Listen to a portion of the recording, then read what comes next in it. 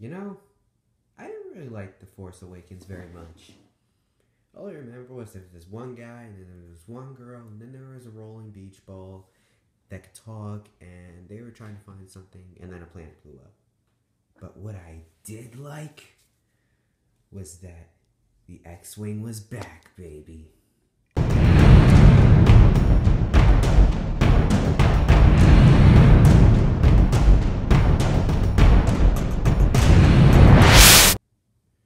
What is up today? It is Infinity Stop Motion here, and today we have the T-70 X-Wing from Star Wars The Force Awakens.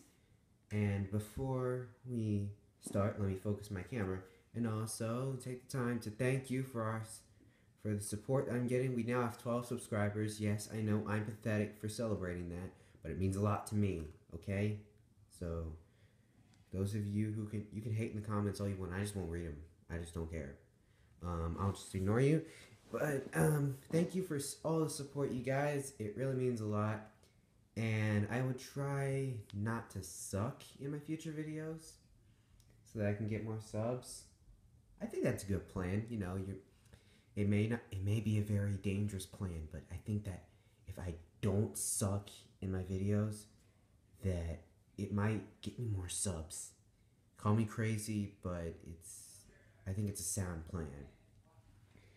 So today we have the T-70 X-Wing, not to be mistaken for the ones seen in the original trilogy.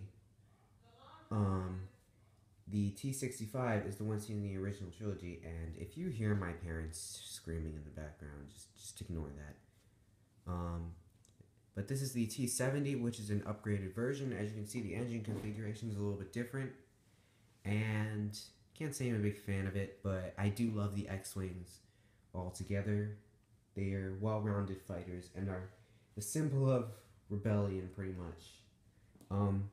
But instead of going right into the best part of the set, we have to go into the low-quality characters.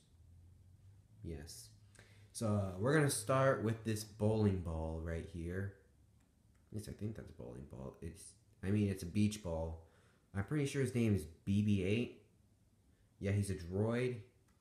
He is like, you know how like you see those certain people on YouTube and they're like, man, this guy he's trying to make a music video. He's like Snoop Dogg with no talent. Yeah. Well, this is R2-D2 with no talent. Then we have this guy, Poe, right? A pilot. He comes with a pistol. A generic pistol. Yeah, I'm so happy about it. And he comes with his little helmet too, because he's a pilot, and it's wonderful. Yeah, so other than him trying to copy Indiana Jones, he comes with a pistol and doesn't have a whip. I guess he could pistol whip people. Haha, word puns. Then we have this flame trooper, the one that actually looks intimidating. I swear, you could make a Lego Darth Vader, and I wouldn't take it seriously as I would an action figure of Darth Vader, because the Legos are just so comedic, like the games they were in. But this one I could actually take seriously. It's a flame trooper. It's got a flamethrower and a pretty cool rifle. If you were to take this off, like the flame stuff, he's got a nice pack. They paid attention to detail with that. He's a first order flame trooper, mind you. And then we have the really old guy who, if you're all two people who haven't, if you're all those two people who haven't seen The Force Awakens, this is somebody. He's old, and he lives on a planet. His name is. Let me read the box. It is Lor San Tekka. His mom must have been really hallucinating when she gave him that name. I'm not even gonna go there.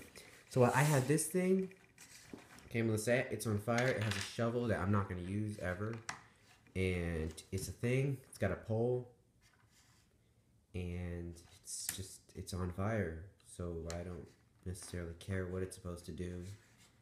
It's a thing that's on fire. Now we can get to the star of the show, the T70.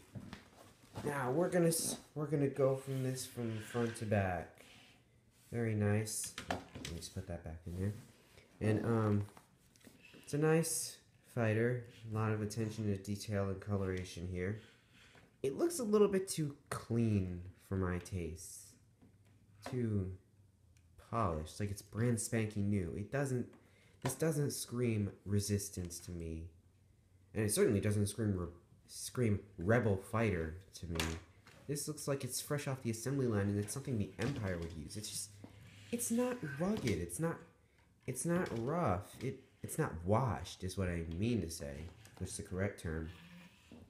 If they used a lot more washed bricks, like Mega Constructs incorporates to make their ships look more camouflaged, like camo and stuff, then yeah, I would take this fighter seriously. Well, more seriously. But I don't. And it's kind of sad. Because this is supposed to be the symbol and the icon of, like, the rebellion and the resistance, but now it's just, it doesn't scream, hey, I am used by a ragtag army. It says, hey, I was used by the Empire, and I was always clean. No. Very easy build. Just build a fuselage, build 4 wings, pretty much it.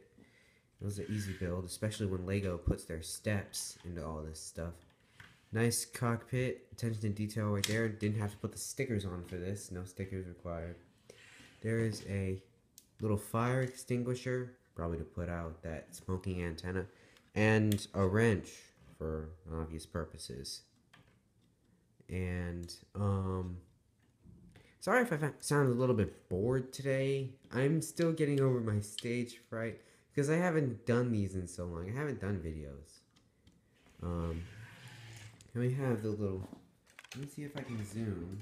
And you can't zoom with YouTube Capture. Wow, look at that. There is a little control panel that I will try to focus on. There we go. And that is pretty much all I have to say about the cockpit of the X-Wing. Let me fix something here before we move on. Okay.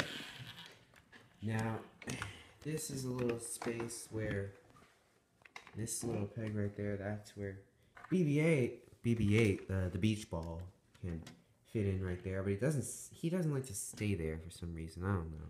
Just keeps coming out. So I don't even bother to put him there. Then we have our two, oops, my stand just lost its grip on the iPad. Then we have 2 launchers. Like, we'll have 2 little studs right here. I'll just put one in for a demonstration. But these are supposed to be the torpedo launchers. Like, observe as I demonstrate the scientific ingenuity of this. Oops. It hit my hands, but you get the idea. The studs are supposed to launch from here. They don't have a lot of range in reality. But yeah, I guess it's the detail or something. Why am I trying to cover for this? LEGOs, do better, okay? I want a torpedo that can launch 2 miles without stopping, okay? LEGO, do better. And we have these little, well, first let me show you something. Just the rubber bands there are rubber bands here. You may notice that, and that is because it creates tension on the wings, so that they can fold out and actually stay there. Wow, look at that. An X-Wing. Wow, I totally wonder why they call it an X-Wing. Definitely not because of its wing shape, right? That would be just weird. Yeah, so it has a nice angle to it.